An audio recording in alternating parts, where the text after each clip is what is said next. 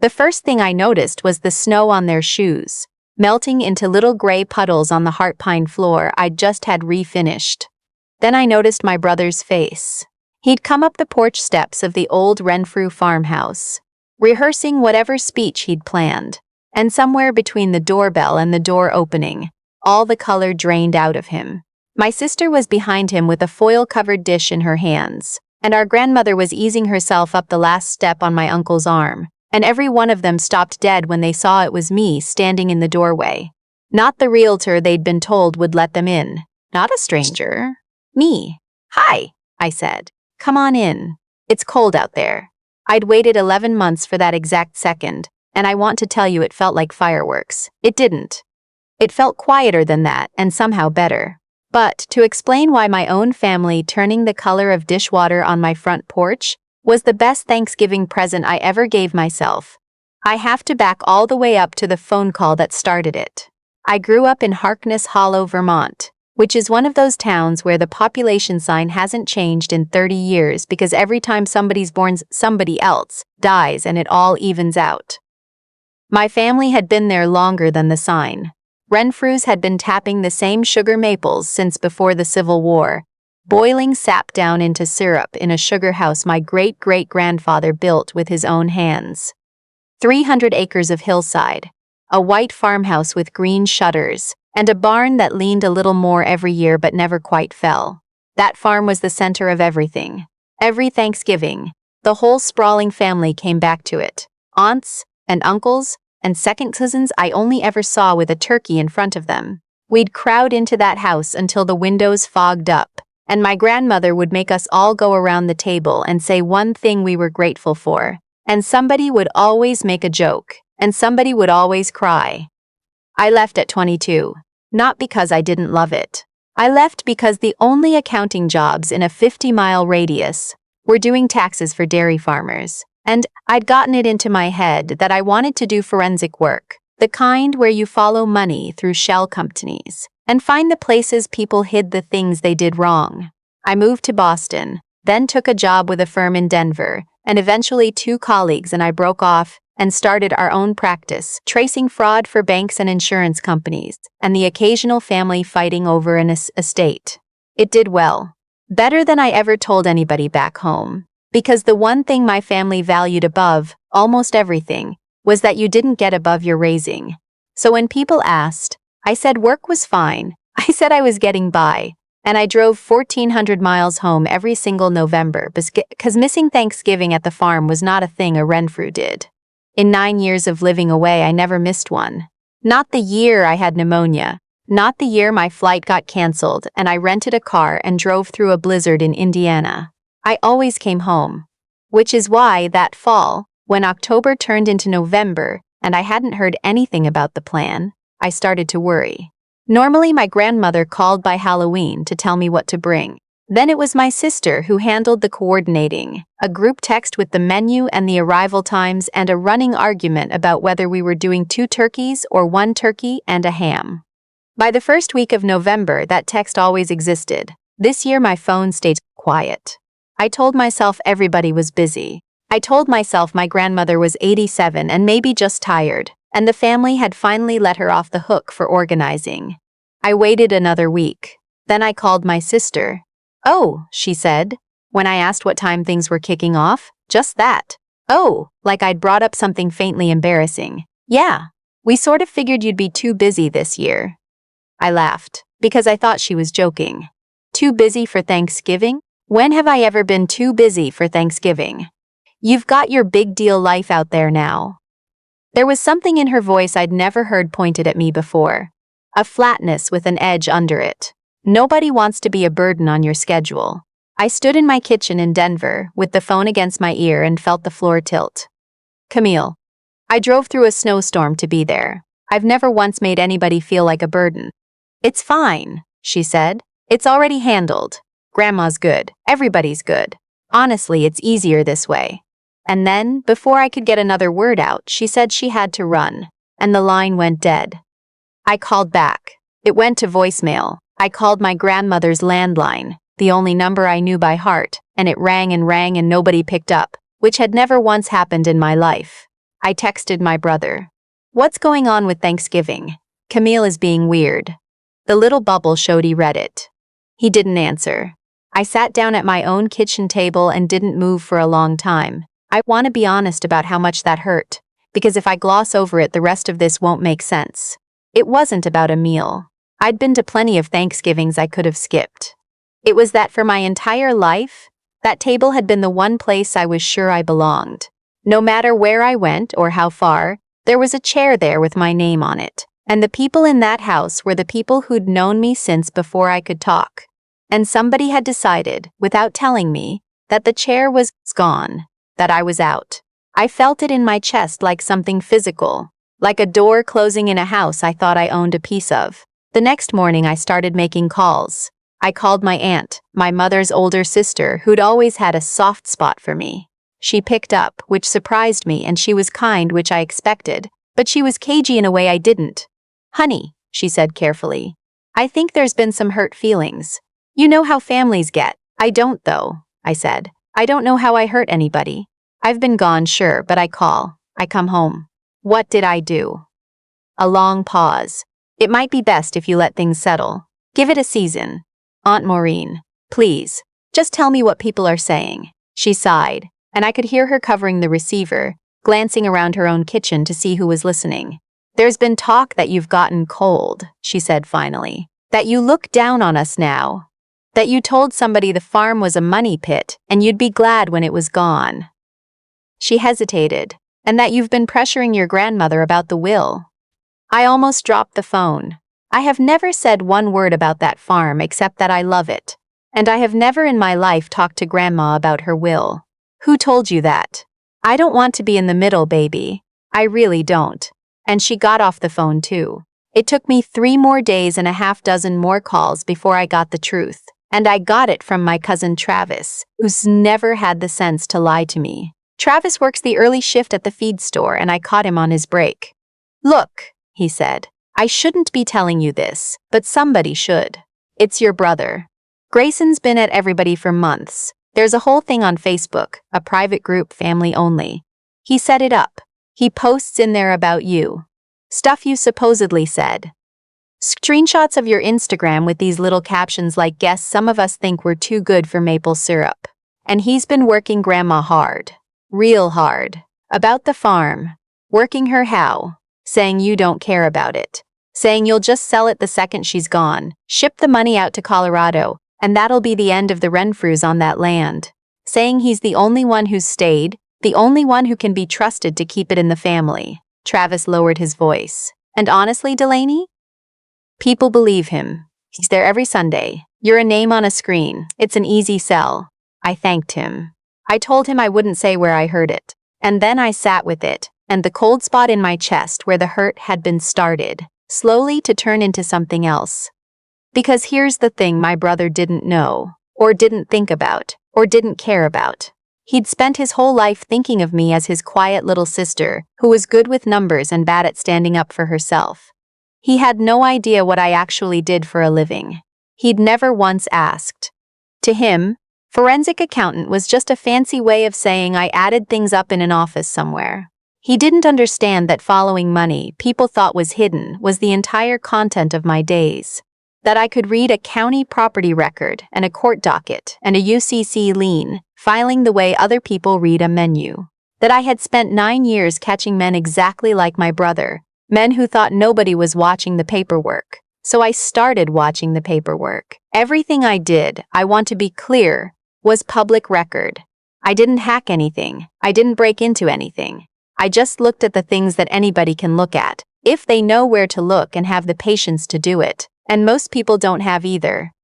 I pulled the deed history on the farm.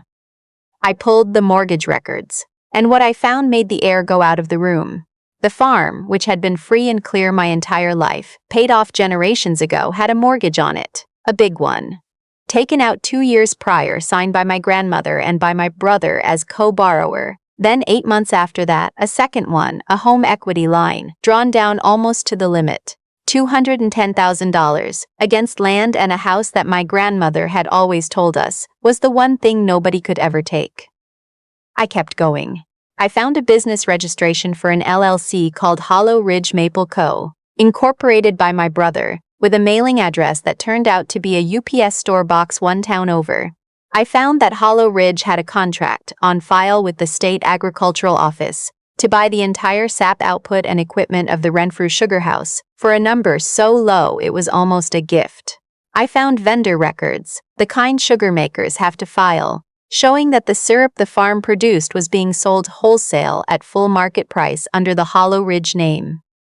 In plain English, my brothers had set up a company, sold the farm's product to himself for nothing, and pocketed the difference. And he'd borrowed against the land to do it, with my grandmother's signature on the loans, which meant when it collapsed, and it was going to collapse, the bank wasn't going to come after Hollow Ridge. They were going to come after the farm, after her. I sat with that for a long time too, longer than I'd sat with the hurt. Because the hurt had been about me, and this wasn't about me at all. This was my grandmother, 87 years old, who'd been told her whole life that the land was the one safe thing. Signing papers a man she trusted slid across the kitchen table, while telling everybody in town that I was the one who couldn't be trusted with it. I want to tell you I called the police that day. I didn't, and the reason matters. I called a lawyer, an estate and fraud attorney named Lindquist that one of my partners knew, and I laid it all out, and the first thing he asked me was the thing I hadn't let myself think about. Has the farm missed payments?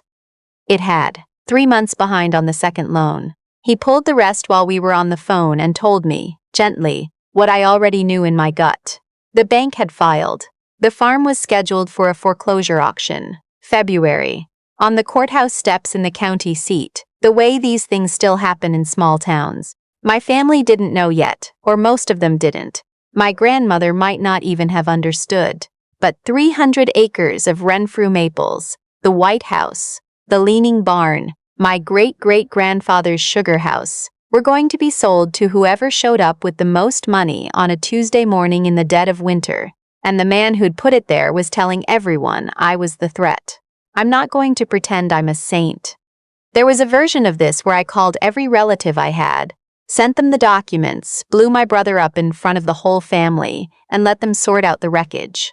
I thought about it hard, but I'd seen how that goes, in my work and in my life. You hand people a stack of paper and tell them their golden child is a thief, and most of them don't read it.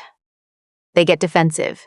They circle the wagons. They decide you're the one trying to tear the family apart, and the man who actually did it gets to play the victim of your accusations. Travis was right.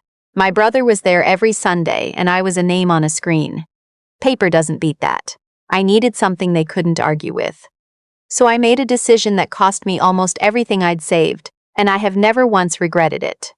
I bought the farm. Not from my brother, not from my grandmother. I went to the bank that held the note, and through my attorney and an LLC of my own, with a deliberately boring name and a registered agent's address in Burlington that pointed to nobody, I made them an offer to buy the defaulted loan outright. Banks love that. A foreclosure auction is a gamble for them. A buyer who'll take the whole bad note off their hands at par is a gift. They took it in 9 days. And just like that, quietly, with no name anybody in Harkness Hollow would recognize attached to it, I owned the debt on my own family's land. Then I let the auction happen anyway. I needed it to be clean. I needed it on the public record that the property had gone to sale and been bought at fair value, so that nobody could ever say I'd swindled my grandmother out of anything. My attorney went to the courthouse steps that February morning, in a town 2 hours from where I grew up, and bid on behalf of an LLC nobody had heard of, and bought 300 acres and a white farmhouse with green shutters for a number that I will be paying off for years. There were maybe 4 people there, a junk hauler hoping for a steal, a neighboring orchard, my attorney, and one man in a barn coat standing at the back, who turned white when the gavel came down because he'd come there fully expecting to buy it himself cheap through Hollow Ridge, and quietly become the lord of the manor. My brother had no idea who'd outbid him. He spent the next 9 months trying to find out. He hired a guy to dig into the LLC and got nowhere, because hiding ownership behind clean paperwork is, as I mentioned, the actual content of my professional life. All he knew was that some out-of-state company now owned the land his family had worked for 170 years, and that there was nothing he could do about it, and that he was going to have to explain to my grandmother that the farm was gone. He told everyone it was my fault. Of course he did. He told them the mysterious buyer had to be connected to me somehow, that I'd finally gotten what I always wanted, that I'd let the place go to ruin and snapped it up. He didn't have a shred of proof, but he didn't need proof. He had a story, and the story was the same one he'd been telling for 2 years. Cold, distant, money-grubbing me. The whole family grieved that farm like a death, and a good number of them grieved it as something I had done. I let them. For 9 months I let every wrong thing they believed about me stand. It was the hardest part of the whole thing, harder than the money. I missed my grandmother's 88th birthday. I didn't call. I let them think I was exactly the villain my brother had built. Because I knew what I knew, and I knew that when the truth came, it had to come all at once in precision, in a place where nobody could look away. Here's what I did instead that nobody saw. I hired a crew, quietly, through the LLC, and I had the farm cared for. The barn that leaned a little more every year got new posts and a new sill, and stopped leaning. The sugar house got re-roofed and the old evaporator got cleaned and tuned by a man from 3 counties over who restores them. The house got its wiring brought up to code, and its heart pine floors refinished, and the green shutters repainted the exact green they'd always been, which I knew because I'd grown up looking at them. I had the property taxes paid current. I had the maples assessed by a sugar bush forester who told me they were healthy, that with good management that bush could produce for another 50 years. I didn't change one thing that mattered. I just made sure that the place my brother had bled, half to death, got strong again, under a name that protected it from him, and I told the crew to be discreet. And in a town that size, discreet meant the rumor going around was that some rich flatlander had bought the Renfrew place for a vacation house and was fixing it up to flip. Which brings me back to the porch, and the snow melting on my floor, and 3 generations of my family standing in the doorway with the color running out of their faces. I'd done it deliberately, the timing. I'd had my attorney reach out to my grandmother in late October, on behalf of the new owner, with an offer. The owner, the letter said, understood the historical significance of the property, and wished to invite the Renfrew family to hold their Thanksgiving at the farmhouse as guests, as a gesture of goodwill, while a longer-term arrangement was discussed. There would be a representative present to meet the family. My grandmother, my sister told me later, cried when she read it, because she thought it meant she might get to set foot in her own kitchen one more time. My brother smelled an opportunity. He told everyone he'd find out who the owner was, and talk them into selling it back, that this was their chance, that he'd handle it the way he handled everything. He told them to dress nice. He told them this was the day the family got the farm back. They thought they were coming to negotiate with a stranger, so when my brother came up those steps with his speech rehearsed, and the door opened, and it was me standing there, in the front hall of the house, he'd told them all I wanted to destroy. With the floors gleaming and the radiators ticking warm, and the smell of a turkey I'd had cooking since 6 a.m. Coming out of the kitchen, he understood, all at once, every single piece of it, and there was nothing in his speech for that. "Come in," I said again. "All of you. Grandma, careful on the step. I've got your chair by the fire." Nobody moved for a second. Then my grandmother pushed past my brother, past my uncle's steadying hand, and crossed that hall faster than an 88-year-old has any business moving, and put both her hands on my face like she was checking I was real. "You," she said. "It was you." And I watched her do the math, and I watched her face change, and I have never in my life been so glad to see anybody's face change. I fed them first. That was important to me. Whatever was coming, they were my family, and it was Thanksgiving, and my grandmother was 88, and I was not going to make her stand in a cold doorway while I delivered a verdict. I'd set the long table the way it had always been set, the good cloth, the wedding china, the dented gravy boat that's older than all of us. I'd made the things she used to make, the way she made them, because I'd been watching her do it my whole life and I remembered. We sat down. The room was thick with everything unsaid. And my grandmother, out of pure stubborn habit, made us go around the table and say what we were grateful for. And people muttered something. And when it got to my brother, he couldn't speak at all. It got to me last. I'm grateful, I said, that this house is still standing. And I think before we have pie, everybody deserves to know why it almost wasn't. Then I got up, and I went to the sideboard, and I came back with the folder. I didn't yell. I want you to know that. I'd practiced not yelling. I laid it out the way I'd lay it out for a jury, flat and clear and one document at a time, sliding each one down the table so they could pass it hand to hand. The first mortgage with my grandmother's signature and my brother's. The second. The default notices the family had never seen. The registration for Hollow Ridge Maple Co. and the UPS box behind it. The contract selling the sugar house's entire output to that company for almost nothing. The vendor record showing that same syrup being resold at full price under my brother's secret name. The bank statements, the ones I'd gotten legally once I owned the note, showing where the money went. I watched it travel down the table, watched my aunt's face, watched my uncle put his glasses on, watched my sister read a page and go very still and read it again. I didn't let the farm go to ruin, I said, when it had all gone around. He almost did. I'm the one who stopped it. I bought the loan he defaulted on, and I bought the property at the auction, fair and public, anybody can pull the record.